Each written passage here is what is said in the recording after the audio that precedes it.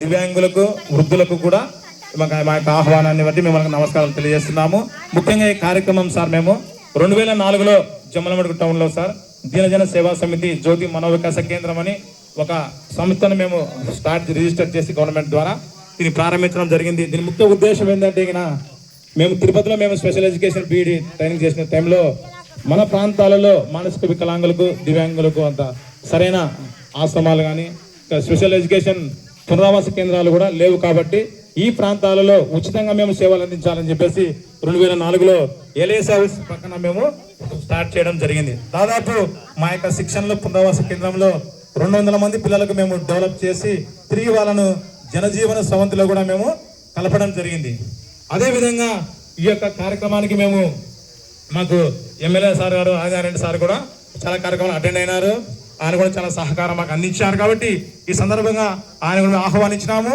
ఆయన బిజీ వల్ల రాలేనందుకు ఆయన కూడా మా యొక్క సంస్థ తరఫున ప్రత్యేకమైన కృతజ్ఞతలు మేము తెలియజేస్తున్నాము.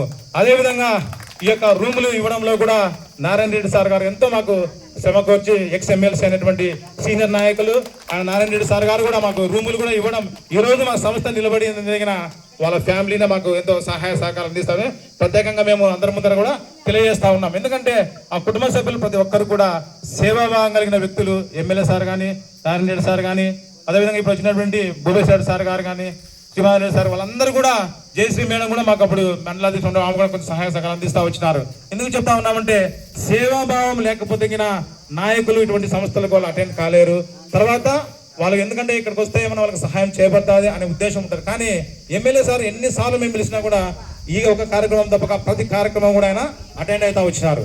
ఎందుకంటే ఆ కుటుంబము ప్రజల పట్ల, పేదల పట్ల, వికలాంగుల పట్ల, ఇటువంటి సంస్థల పట్ల కూడా ఎంతో ప్రేమ కలిగిన వాళ్ళు సహాయం చేస్తా వస్తూ ఉన్నారు. అదేవిధంగా ఈరోజు భూపేశ్వర సార్ కూడా మా ఆహ్వానాన్ని మన్నించి ఆయన ముందే రాత్రి ఫోన్ చేశారు, 9 గంటలకల్లా రెడీగా ఉండండి మేము వస్తామని. కాబట్టి వాళ్ళకి ఆసక్తి ఇటువంటి సంస్థల పట్ల సేవ పట్ల ఆసక్తి కలిగి ఉన్నారు. కాబట్టి వాళ్ళు రావడం జరిగింది. కాబట్టి సార్ కూడా ప్రత్యేకమైన ధన్యవాదాలు తెలియజేస్తున్నాము.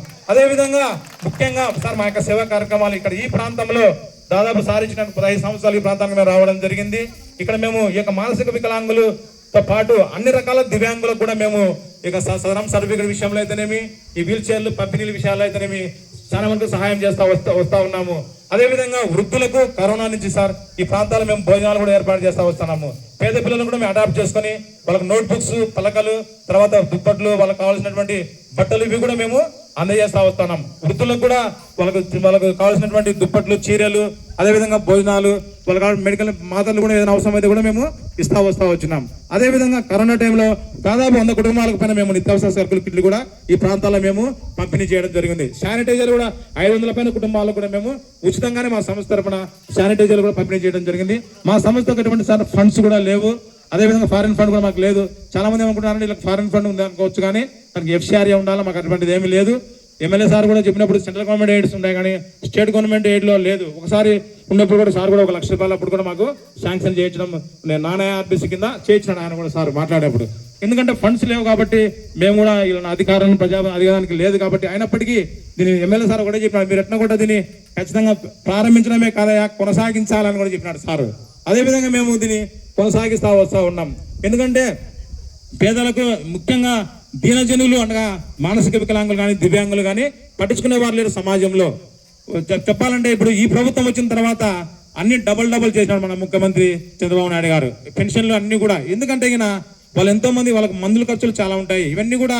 కాబట్టి ఈ ప్రభుత్వం కూడా ఎంతో మేలుగా చంద్రబాబు నాయుడు గారు డబల్ అన్ని చేసేసి 15,000 పెన్షన్ కూడా ఇస్తా వచ్చినారు. కాబట్టి దివ్యాంగులు పట్టించుకునే ప్రభుత్వం కూడా ఇది మనము చెప్పవచ్చు.